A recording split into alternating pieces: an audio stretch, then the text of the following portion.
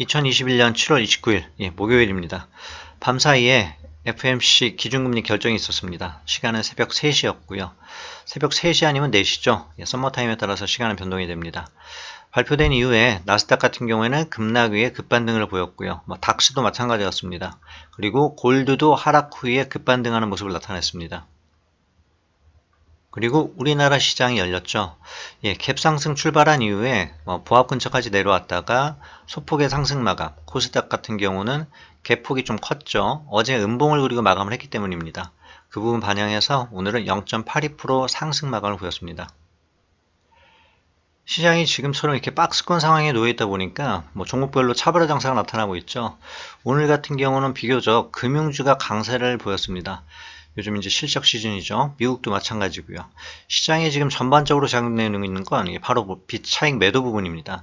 차익 같은 경우는 그래도 간헐적으로 매수가 들어오고 있는데 비차익 쪽에서 매도가 비교적 강하게 나타나죠.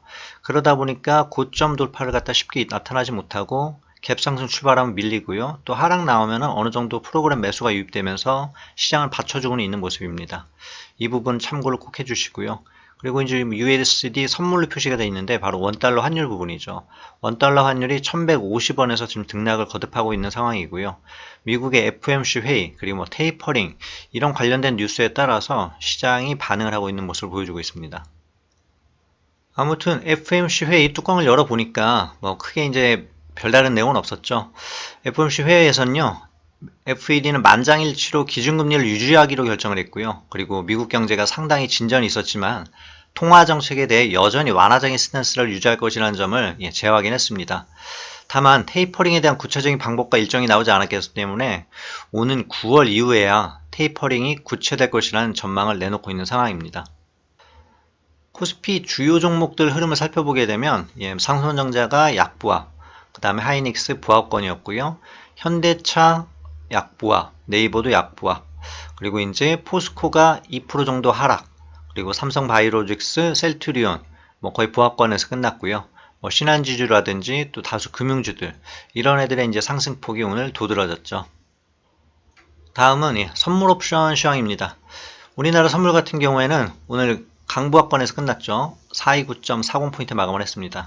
10분봉 차트를 보게 되면 장중 흐름이 갭 상승 나오고 밀리고 하락 나오고 반등했다가 다시 한번 밀리다가 또 강보합권이 끝나고 오늘 같은 경우도 한번 올라갈 듯 했지만 다시 한번 꺾였고요. 그리고 강보합권에서 즉 지금 이제 박스권에 놓이면서 옵션 변동성이 지속적으로 감소하고 있는 상황입니다.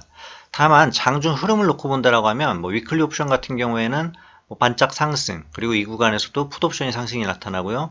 여기서 또 콜옵션 상승. 오늘만 하더라도 갭 상승 출발하면서 콜 시세가 나오다가 또 이 중간에는 풋 시세가 나오고 오늘 위클리 옵션 만길이었습니다. 위클리 옵션 한번 살펴볼게요. 콜 430, 풋 430, 430 등가 지금 기준입니다. 오늘 만기였기 때문에 결과적으로는 양쪽 다 프리미엄이 완전히 깎여 내려가면서 마감을 했죠. 다만 이제 장중 변동성을 살리는 구간들이 나타났습니다. 여기 지금 가격대가 0.5 정도에서 1.5까지 한 3배 정도 가격 상승이 나타나고요. 이것도 짧은 구간에서 마찬가지입니다. 가격이 3배 정도. 즉 장중 변동성을 지금 지속적으로 살아나고 있는 모습을 보여주죠. 물론 종가대까지 가져간다라고 하면 옵션 프리미엄이 상당폭 감소하기 때문에 양매도가 유리한 상황. 그래서 장중에 이런 출렁임이 나타나는 어떤 시기 바로 이제 FOMC 회의가 있었고요. 그리고 장중에 열리게 되는 해외 지수 선물들 이런 영향들도 함께 받고 있는 상황이죠. 장중에 주식 투자를 하시건 선물 옵션 투자를 하시건 해외 지수 선물 동향들 다들 보고 계실 텐데요. 지금 항생이고요. 니케이, 나스닥 그리고 대만입니다.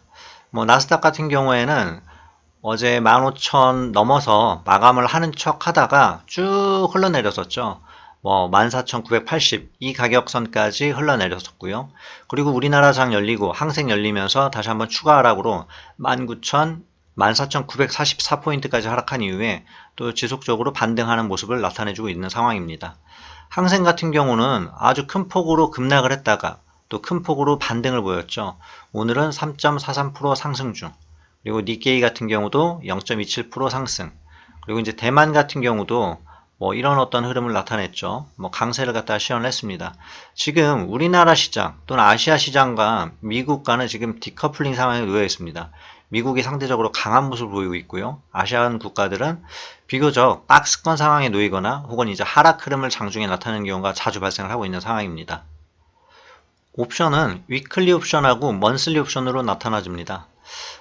지금 같은 경우는 이제 8월물 옵션이고요. 옵션 프리미엄들 보이시죠? 풋옵션 27% 정도 하락했고요. 콜옵션 뭐 8%에서 15% 정도 하락을 했고요. 지금 보게 되면 장중의 흐름은 비교적 완만하게 프리미엄이 쭉 깎여 내려가는 상황. 뭐 장중 어떤 변동성을 살리긴 하지만 위클리가 아니다 보니까 뭐 양매수를 했더라도 수익을 갖다가 딱히 보기는 어려운 모습이었죠. 오히려 어느 가격대에서 양매도를 했다라고 하면 뭐 비교적으로 안정적으로 가져갈 수 있는 그런 수익 구간이 나타나졌습니다. 카페에서도 그렇고 제가 이전부터 옵션 양매수에 대해서 많이 추천을 드리고 있죠. 그만큼 개인 투자자들이 안정적으로 수익을 낼 수 있는 투자 방법이 무엇일까 생각을 한다라고 하면 옵션을 이용한 양매수 양매도입니다. 물론 옵션이라는 자체가 사람의 어떤 도박 심리 내지는 순간순간 어떤 급등락이 나타나니까 네이키드 방향 매매로 하기에는 상당히 어려움이 있습니다. 그러니까 옵션 자체가 위험한 상품이라기보다는 여기에 투자되는 투자 자금 때문에 문제가 생기게 되죠. 그래서 오늘만 하더라도 중간에 양매수를 통해서 수익 구간이 발생을 했지만 결과론적으로는 콜옵션 90%, 풋옵션 76% 하락을 보였습니다. 지금 위클리 옵션 가격표인데요.